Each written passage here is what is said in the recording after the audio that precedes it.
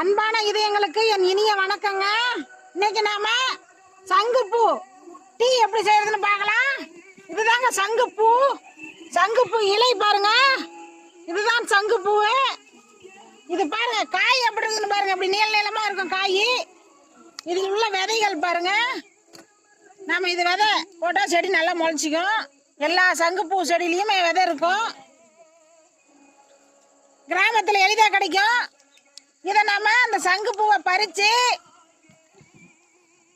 இங்க பாருங்க, டீ சங்கு பூவை பறிச்சு ஒரு 1/4 மணி நேரம் 2 டம்ளர் தண்ணி சேர்த்து ஒரு 1/4 மணி நேரம் வேக வைக்கணுங்க. சங்கு பூ டீ ரெடி. நாம கொஞ்சம் சர்க்கரை சேர்த்துக்கலாம். ரொம்ப சுவையாகவும் மணமாகவும் இருக்கும்.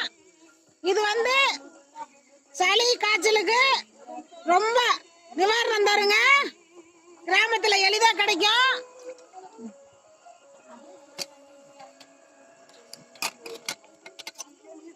ஒரு 10 பூ பறிச்சு போட்டாலே போதுமானதுங்க.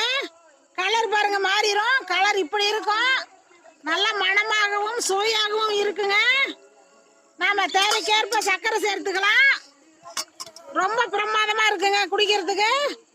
2 ஸ்பூன் சர்க்கரை சேர்த்துக்குங்க. ரொம்ப சுவையா இருக்கும்.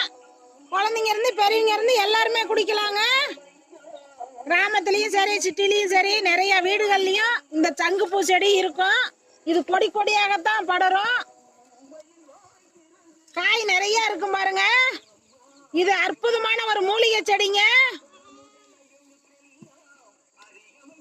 நம்ம குழந்தைங்களுக்கெல்லாம் காய்ச்சல்னா இதை 1 டம்ளர் கொதிக்க வச்சு பூவா பறிச்சு 1 டம்ளர் கொதிக்க வச்சு குடுத்தீங்கன்னா நன்றாக இருக்குங்க.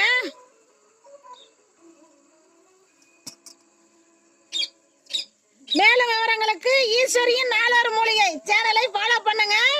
நாங்க நிறைய வீடியோஸ் போடுவோம். உங்களுக்கு உடனே வந்து சேருங்க.